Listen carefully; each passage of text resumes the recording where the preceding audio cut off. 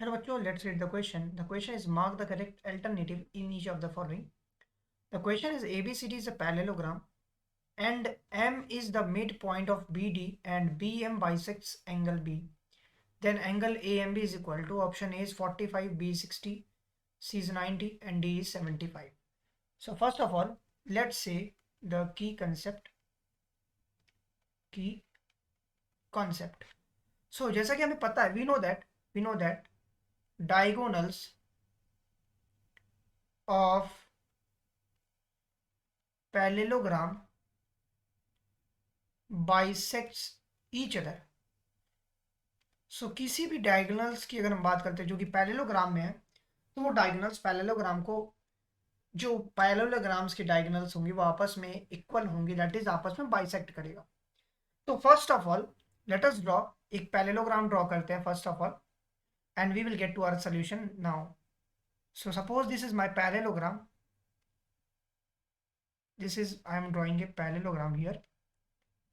अब now let us mark, इसको मैंने ए दिया, बी दे दिया, सी दे दिया और डी दे दिया.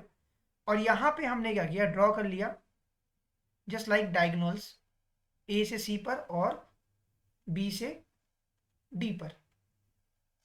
सो first thing is that draw A C and B D which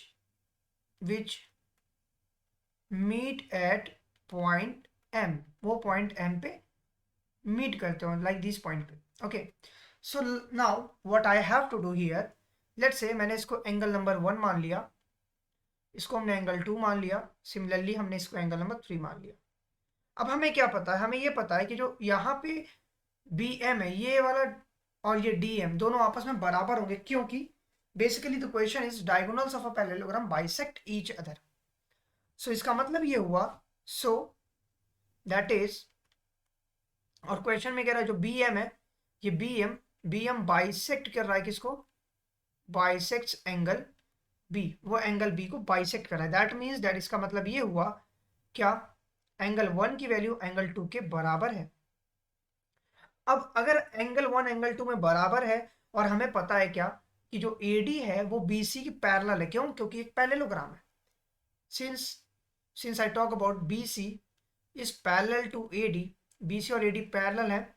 because क्यों पैरेलल है, क्योंकि DB जो है, DB इज, ये DB की बात करते हैं, DB is and DB is a transversal.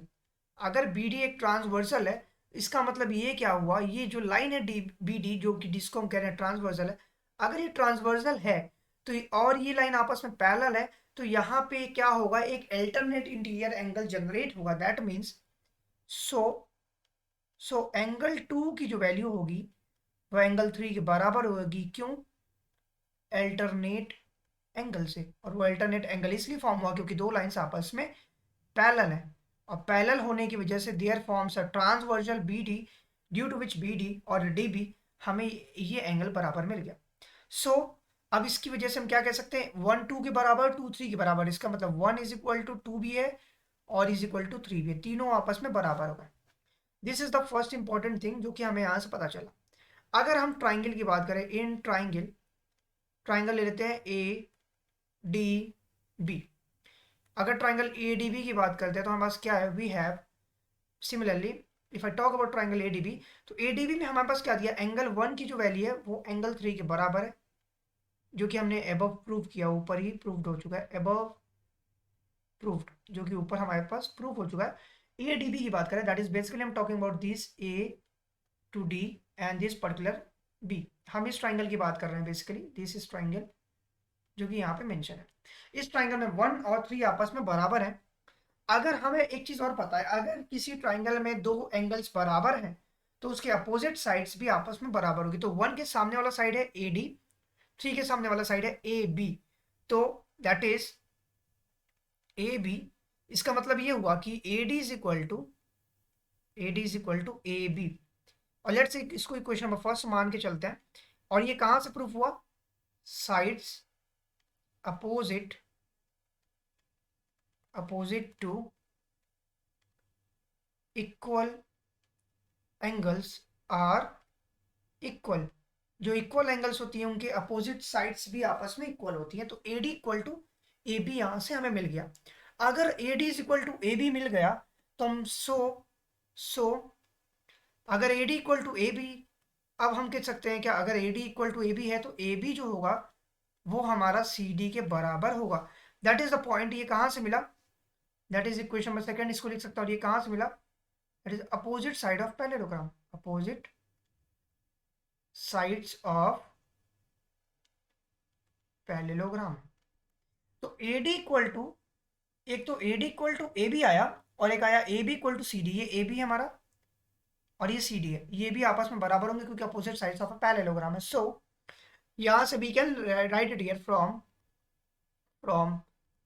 1 and 2, equation number 1 और 2 की अगर हम बात करते हैं, basically what I am talking about. So we have हमें क्या मिल गया 1 और 2 से, क्या AB की वैल्यू एक तो CD के बराबर है, और यही AB की वैल्यू की अगर हम बात करें, AB जो है वो AD के बराबर है, that is equal to AD also, और ये BC के बराबर भी होगा।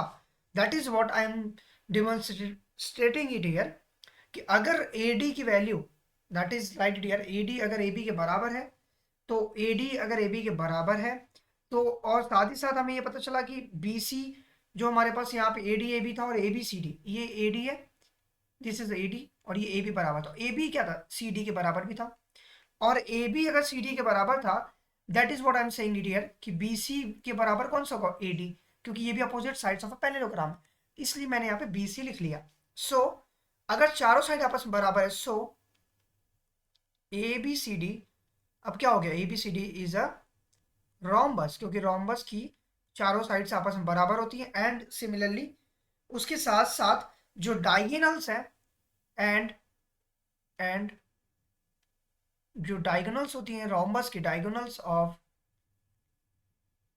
रोम्बस बाइसेक्ट एट 90 डिग्री, जो डायगोनल्स होती है रोम्बस की वो 90 डिग्री में बाइसेक्ट करती है। अभी ये हमें पैरेललोग्राम दिया था, हमने इससे इसको रोम्बस प्रूफ कर दिया। अगर ये रोम्बस प्रूफ कर दिया तो हमारे लिए बहुत ईजी हो गया ये जानना कि जो इसके डायगोनल्स होते हैं बेसिकली, वो डायगोनल्स आपस में 90 डिग्री फॉर्म करते हैं। तो ये 90 डिग्री हो गया, दैट इज AMB हमें जो चाहिए था। So therefore we can write it here, so angle AMB जो होगा that will be equal to 90 degree, वो 90 डिग्री के बराबर होगा। दैट इज व्हाट हमारा जो करेक्ट आंसर है, that is option number C is my correct answer. Hope you understand it well. Best of luck, thank you.